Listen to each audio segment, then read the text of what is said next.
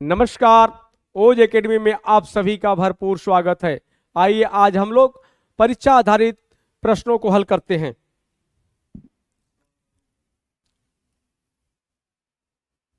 हमारा पहला प्रश्न है, एक परीक्षा में पास होने के लिए न्यूनतम 40% अंकों की आवश्यकता होती है। प्यारेलाल के 130 अंक आते हैं और वह 30 अंकों से फेल घोषित किया जाता है, तब अधिकतम अंक ज्ञात कीजिए। यहाँ पे परीक्षा में क्या पूछा है? मैक्सिमम मार्क पूछा है। मैक्सिमम मार्क ही पूर्णांक होता है। जितना का पूर्णांक और जितना टोटल अंक होते हैं उसको क्या कहते हैं? मैक्सिमम मार्क्स कहते हैं, पूर्णांक कहते हैं, अधिकतम अंक कहते हैं, क्योंकि उससे अधिक अंक हो ही नहीं सकता। ठीक है। और एक होता है न्यूनतम अंक, जिसको मिनिमम मार्क्स कहा जाता है। कोई स्टूडेंट उसको उतने अंक प्राप्त कर लेगा तभी वो परीक्षा को क्वालिफाई करेगा, वरना वो परीक्षा में फेल घोषित कर दिया जाएगा। ठीक है। और इसी प्रकार से देखते हैं आगे। एक परीक्षा में पास होने के लिए न्यूनतम कितने अंकों की जरूरत होती है? 40% अंकों की जरूरत होती है। कितना बेटा? 40% अंकों की जरूरत होती है। प्यारेलाल के 130 अंक आते हैं, वह 30 अंकों से फेल घोषित किया जाता है। प्यारेलाल के कितने अंक आए बेटा? 130 अंक आए हुए हैं और 30 अंक से फेल घोषित किए जाते हैं। यानी कहने का तात्पर्य यह है कि प्यारेलाल के अगर 30 अंक और आ जाते, यानी प्यारेलाल 130 अंक और प्राप्त कर लेते, तो क्या करते? परीक्षा को पास कर लेते। 30 अंक यानी कितना चाहिए उनको? अंक चाहिए था 160 अंक चाहिए था। 160 अंक प्यारेलाल पाते ना तो परीक्षा को पास कर जाते, क्वालिफाई कर जाते बेचारे। लेकिन हो गए 30 अंकों से फेल। और 160 अंक किसके बराबर है? ये न्यूनतम अंक के बराबर है। और हमारा न्यूनतम मार्क्स कितना है? 40%। यानी 40% कितने के बराबर होगा? 160 अंकों के बराबर होगा। है होगा ना, क्योंकि 40% पाते तो क्वालिफाई करेंगे। लेकिन अंकों में 130 अंक पाए थे वो, और 30 अंक से फेल घोषित हुए थे। अगर ये 30 अंक और जोड़ देते तो कितना हो जाता? 160 अंक। अगर वो 160 अंक कितने के बराबर होगा? 40% के ही बराबर होगा ना, न्यूनतम मार्क्स के बराबर हो जाएगा। न्यूनतम मार्क्स कितना? 40%। यानी 40% कितने के बराबर हो गया? 160 के। तो कहता है कि तब अधिकतम अंक ज्ञात कीजिए। मैक्सिमम मार्क्स यानी पूर्णांक की बात करता है। पूर्णांक हमेशा अपने आप में कितना होता है? 100% होता है, 100% होता है। तो देख लेते हो 100% कितने के बराबर होता है। वो 100% पूछा जा रहा है और 100% कितने के बराबर होगा? 100% के सामने प्रश्नवाचक चिन्ह लगा देंगे। तो हम देखते हैं, हमने बताया है चॉकलेटी फार्मूले में प्रश्नवाचक के सामने की तिर्यक वैल्यू डिवाइड करती है और शेष का आपस में गुणा होगा। तो कितना हो जाएगा? 160 गुणे 100 बटे 40। 0 0 से कट गया, 4 चौके 16 बराबर कितना हो जाएगा? 400। अतः मैक्सिमम मार्क्स कितना है? 400। टोटल मार्क्स या मैक्सिमम मार्क्स या अधिकतम अंक कितना है? 400 है। ठीक है, समझ में आ गया सबको? चलते आगे, अगला क्वेश्चन देखते। आप लोग घबराए नहीं एकदम। 4-6 क्वेश्चन हल कराएंगे। जब तक आपको समझ नहीं आएगा तब तक हल कराएंगे, और आप लोग भली बात समझ में आ जाएगा तभी हम जो कि अगला टाइप शुरू करेंगे। ठीक है, अगला क्वेश्चन है, किसी परीक्षा में पास होने के लिए न्यूनतम 40% अंकों की आवश्यकता होती है। कितने की आवश्यकता होती है? यहां पर भी 40% अंक ही दिया है। न्यूनतम 40% अंकों की आवश्यकता होती है। न्यूनतम कितने की? 40% अंकों की आवश्यकता होती है। राधे श्याम के 128 अंक आते हैं और वह 32 अंकों से फेल घोषित किया जाता है, तब अधिकतम अंक ज्ञात कीजिए।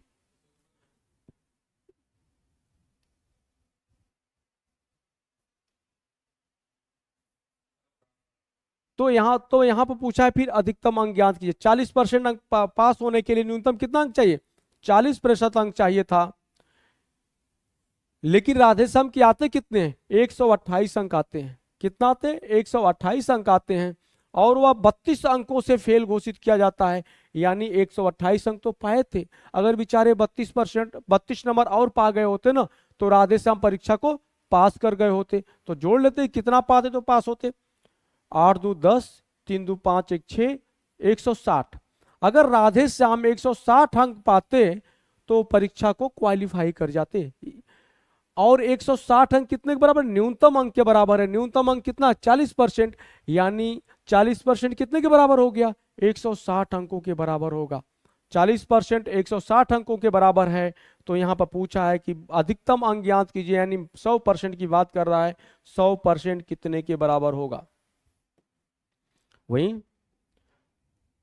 प्रश्नवाचक के सामने की तिर्यक वैल्यू विभाजित करेगी, शेष का आपस में गुणा होगा, तो क्या हो जाएगा? 160 गुणे 100 बटे 40, 4 चौका 16, कितना हो गया बेटा? 400 अंक। कितना है आंसर? 400 अंक आएगा। 400 अंक यदि पाते राधे श्याम जी तो पास हो जाते परीक्षा में। ठीक है, अगला देखते हैं कुछ।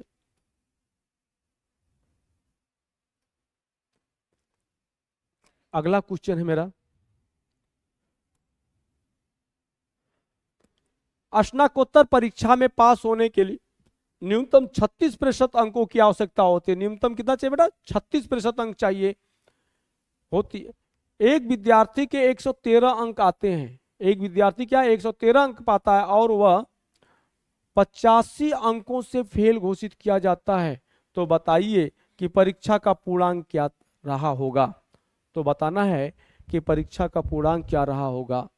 ठीक है, स्नातकोत्तर में अधिकतम न्यूनतम 36% अंकों की आवश्यकता होती है, तभी व्यक्ति पास करता है। हाई स्कूल, इंटर और ग्रेजुएशन तक 33% अंकों पा लेता है व्यक्ति तो पास करता है। सामान्य बात कर रहा हूँ, क्वेश्चन की बात मैं नहीं कर रहा हूँ अभी। ठीक है, तो ये कहता है स्नातकोत्तर परीक्षा में पास होने के लिए न्यूनतम कितने अंकों की जरूरत पड़ती है? 36%। 36% अंकों की आवश्यकता होती है। एक विद्यार्थी के 113 अंक आते हैं।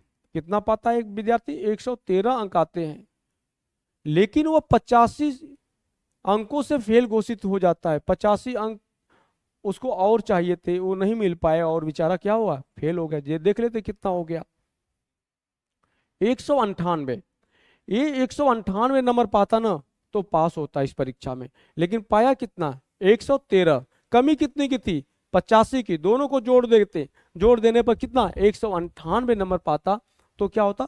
पास होता। तो किस 198 न्यूनतम अंक के बराबर है और न्यूनतम अंक कितना? 36% के बराबर है।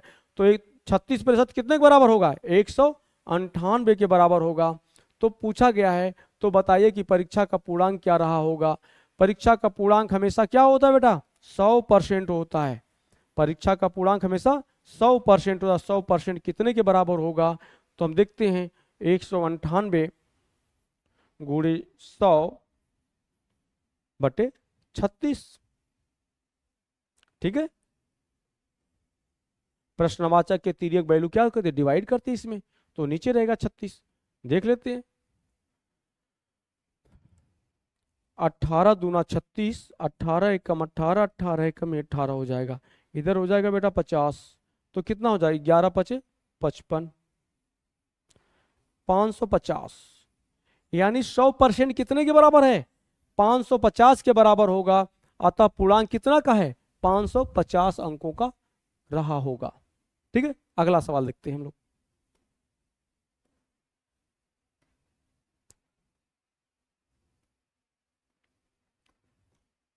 अगला सवाल हमारा है, किसी परीक्षा में पास होने के लिए न्यूनतम 45% अंकों की आवश्यकता होती है। नेहा के 140 अंक आते हैं, लेकिन वह 40 अंकों से फेल घोषित की जाती है। तब परीक्षा का पूर्णांक ज्ञात कीजिए। सेम सवाल है, उसी प्रकार से है और वैसे ही जैसे हम लोग पिछले सवालों को हल किए थे वैसे ही हल करते हैं। तो कितने न्यूनतम क्या है? 45% है। 45% जो भी छात्र पाएगा वो क्या करेगा? पास कर लेगा। लेकिन नेहा के कितने आते हैं? 140 अंक आते हैं। वह 40 अंकों से फेल घोषित की जाती है, यानी न्यूनतम से 40 नंबर क्या थे? उसके कम थे। जोड़ लेते हैं, कितना हो गया? 180। 180 कितने के बराबर है? 45% के बराबर है। 180 अंक 45% के बराबर होगा। तो पूछा गया था परीक्षा का पूर्णांक ज्ञात कीजिए। टोटल नंबर की बात कर रहा है कि परीक्षा का पूर्णांक कितना रहा होगा, मैक्सिमम मार्क्स कितना रहा होगा, उसके विषय में पूछ रहा है। तो पूर्णांक कितना होता है, हमेशा 100% होता है। 100% कितने के बराबर होगा, तो देखते हैं। प्रश्नवाचक के सामने की डायगोनल वैल्यू क्या करे, डिवाइड करेगी, शेष का आपस में गुणा होगा। 180 गुणे 100/45, ठीक है, सॉरी 45, 9 पचे 45, 9 दूना 18, कितना हो गया, 20 हो गया, 5 चौका 20 बराबर 400 मार्क्स। तो टोटल मार्क्स कितना था बेटा, 400 आ रहा है, तो 100% 400 के बराबर आ रहा है, यानी पूर्णांक कितना था, 400 अंकों का था। ठीक है, अब हम लोग अगला सवाल देखते हैं।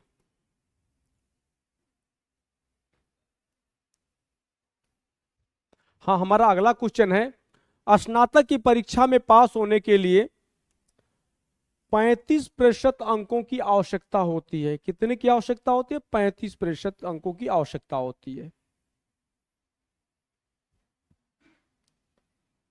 करिश्मा के 560 अंक आते हैं। कितने आते हैं, 560 अंक आते हैं, तथा वह न्यूनतम से 70 अंक अधिक प्राप्त करती है।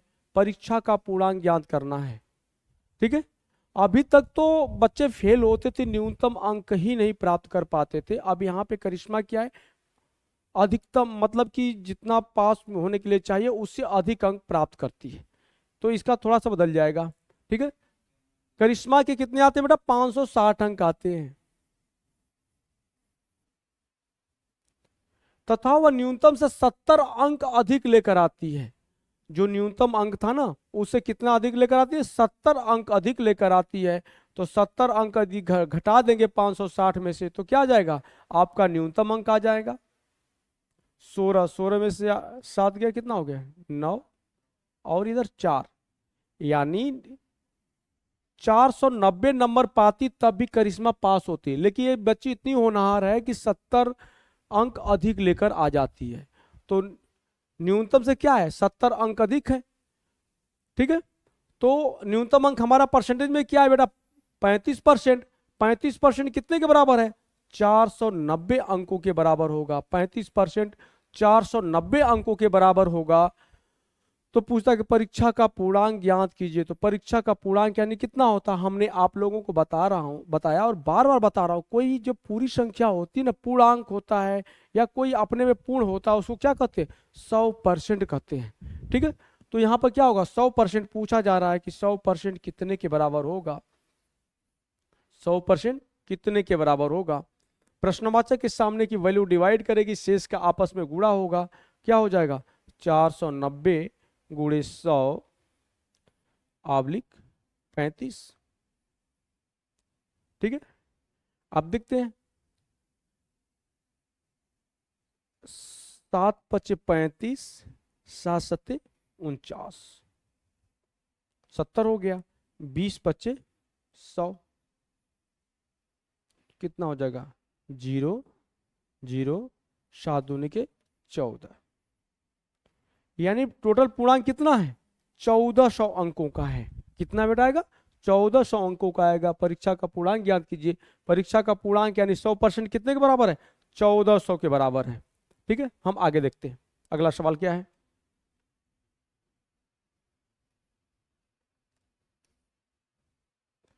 अगला सवाल है, किसी परीक्षा में पास होने के लिए 40% अंकों की आवश्यकता होती है। कितने की आवश्यकता होती है, 40% अंकों की आवश्यकता होती है, यानी न्यूनतम अंक 40% होना चाहिए। तो हम लिख लेते हैं 40%। राम प्यारी के 200 अंक आते हैं, तथा वह न्यूनतम से 20 अंक अधिक प्राप्त करती है। परीक्षा का पूर्णांक ज्ञात कीजिए। राम प्यारी के कितने आते हैं, 200 अंक आते हैं, न्यूनतम नहीं पूछा है। राम प्यारी के कितने अंक आते हैं, 200 अंक आते हैं, तथा वह न्यूनतम से 20 अंक अधिक लेकर आती है। राम प्यारी के 200 अंक आते हैं तथा वह न्यूनतम से 20 अंक अधिक प्राप्त करती है। ठीक है, तो न्यूनतम अंक क्या रहा होगा, तो 200 में अगर हम 20 घटा दें तो क्या रहा हो जाएगा 180। 180 क्या होगा, न्यूनतम अंक होगा, और हमारा यहाँ न्यूनतम अंक कितने के बराबर है, 40% के बराबर है। तो ये 40% ना 180 के भी बराबर होगा अंकों में, परसेंटेज में 40%, अंकों में कितना होगा 180 अंक। तो 40% कितने के बराबर है, 180 के बराबर है।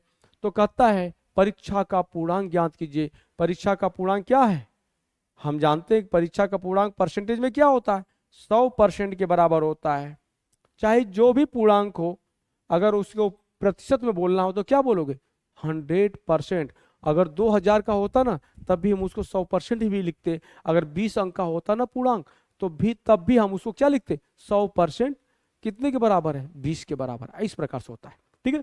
तो 100% कितने के बराबर है, तो देखते हैं प्रश्नवाचक के सामने की वैल्यू क्या करेगी, डिवाइड करेगी, शेष का आपस में क्या होगा, गुणा होगा। तो क्या होगा देखते हैं, 180 गुणे 100 / 40, 0 0 से कट गया, 2 9 18, 2 दूनी के 4, इधर क्या हो जाएगा बेटा 50, 9 5 45 और 0 लग जाएगा। तो पूर्णांक कितना है 450। पूर्णांक आपका बेटा 450, अर्थात वो परीक्षा का टोटल अंक कितना था 450 अंकों का था, जिसमें राम प्यारी 200 अंक प्राप्त की थी। अगला सवाल देखते हैं हम लोग।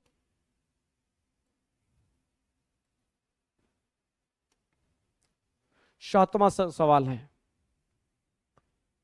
सातवें सवाल में क्या देता है, बोर्ड की परीक्षा में प्रथम श्रेणी में उत्तीर्ण होने के लिए 60% अंकों की आवश्यकता होती है। कितने की आवश्यकता होती है 60%। तो 60% लिख लेते हैं, 60% की हमें आवश्यकता होती है। सुखिया के 420 अंक आते हैं। सुखिया के कितने अंक आते हैं 420 अंक आते हैं, तथा वह प्रथम श्रेणी में उत्तीर्ण होने के न्यूनतम अंक से 60 अंक अधिक प्राप्त करती है। तो परीक्षा का पूर्णांक ज्ञात कीजिए। सुखिया बहुत ही होनहार है और वो कितना अंक प्राप्त करती है 420 अंक प्राप्त करती है। न्यूनतम से 60% से कितना अधिक लेकर चली आती है 60 अंक अधिक लेकर चली आती है। तो 60% कितने के बराबर होता है, तो देखते हैं 420 में से हम 60 क्या करेंगे माइनस करेंगे, 0 6 कितना हो गया 360। सुखिया अगर 360 अंक पाती ना तब भी ये क्या होता 60% के बराबर होती। सुखिया 60% अंक 360 अंक लाती तब भी वो फर्स्ट डिवीजन पास करती, लेकिन सुखिया तो काफी होनहार निकली 420 अंक प्राप्त की। ठीक है, पहले ऐसे ही नाम होते थे, सुखिया, बुधिया, है ना, धुनिया, घुनिया। ठीक है, तो ऐसे नाम होते, तो नाम पे न जाइए कि सुखिया नाम है, कैसा नाम है ना, पुराना नाम लग रहा है।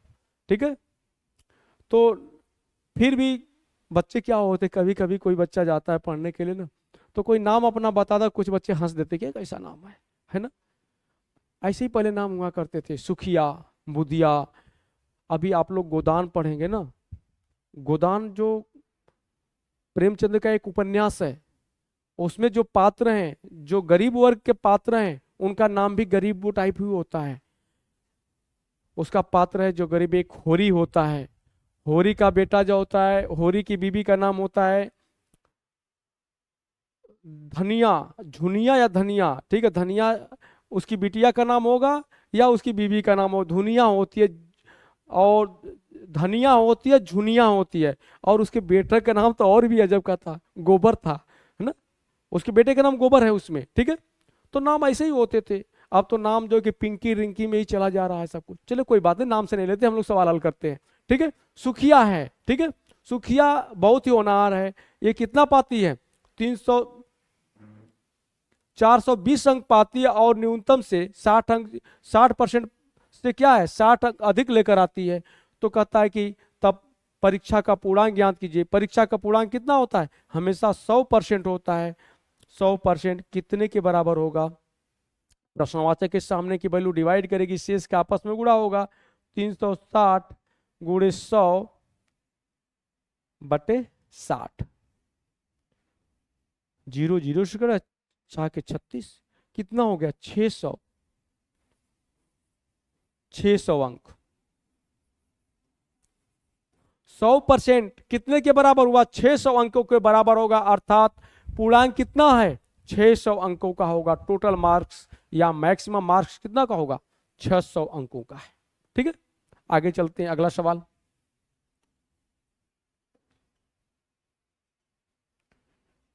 यहां पर भी देता, किसी परीक्षा में पास होने के लिए न्यूनतम 30% अंकों की आवश्यकता होती है। करिश्मा के 200 अंक आते हैं। करिश्मा के कितने आते हैं बेटा? 200 अंक आते हैं। करिश्मा के 200 अंक आते हैं। वह न्यूनतम से 20 अंक अधिक लेकर आती है, तो उस परीक्षा का पूर्णांक ज्ञात कीजिए। ठीक है, अगर करिश्मा 30% अंक पाती ना, तभी वो परीक्षा को पास कर लेती। ठीक है, और करिश्मा को परीक्षा पास करने के लिए कितने अंकों की जरूरत पड़ती है? 30% अंकों की जरूरत है उसको। लेकिन करिश्मा के कितने आते हैं? 200 अंक आते हैं। 200 अंक करिश्मा प्राप्त करती है और वह न्यूनतम से 20 अंक अधिक लेकर आती है। कितना अधिक है उसके 20 अंक? पास होने से जितना चाहिए था, करिश्मा को जितना परीक्षा में पास होने के लिए अंकों की आवश्यकता थी ना, उससे वो 20 अंक अधिक लेकर आ जाती है। तो फिर वो न्यूनतम से कितना अधिक अंक लाई है? 20 अंक। तो न्यूनतम अंक क्या होगा? 200 में से 20 घटा दो, कितना हो जाएगा? 180। और 180 क्या है? न्यूनतम अंक है, और प्रतिशत में न्यूनतम दिया है कितना? 30% के। ठीक है, तो 30% कितने के बराबर है? 180 के। 30% अंक क्या है? 180 अंक के बराबर है। 30% 180 के बराबर है, तो 100% कितने के बराबर होगा? क्योंकि इस परीक्षा का पूर्णांक पूछा गया था, तो पूर्णांक हमेशा कितना होता है? 100% के बराबर होता है। 100% कितने के बराबर होगा? तो देखते हैं, 180 गुणे 100/30, 0 0 से कट गया, 3 6 18, कितना हो गया बेटा? 600 अंकों के बराबर होगा। तो क्या है पूर्णांक? पूर्णांक हमारा कितना है? 600 अंकों का है। ठीक है, पूर्णांक कितना होगा? 600 अंकों का होगा। इसी के साथ आज की क्लास स्थगित होती है, और अगली क्लास में हम लोग इसी से संबंधित आगे के जो क्वेश्चन जो थोड़े से लेवल हाई होंगे उसको हम बताएंगे। यहाँ पर हमने इस प्रकार से लाए क्वेश्चन की आप थोड़ा समझ लीजिए क्वेश्चनों को, ये बेसिक हैं। इस टाइप में क्या था? ये बेसिक क्वेश्चन था। कल के क्वेश्चन थोड़ा सा हाई लेवल के होंगे। अगर इसको आप लोग भली भांति समझ लेंगे तो अगली टाइप के क्वेश्चन आपको दुख नहीं देंगे। ठीक है, इसी के साथ आज की क्लास स्थगित होती है। धन्यवाद।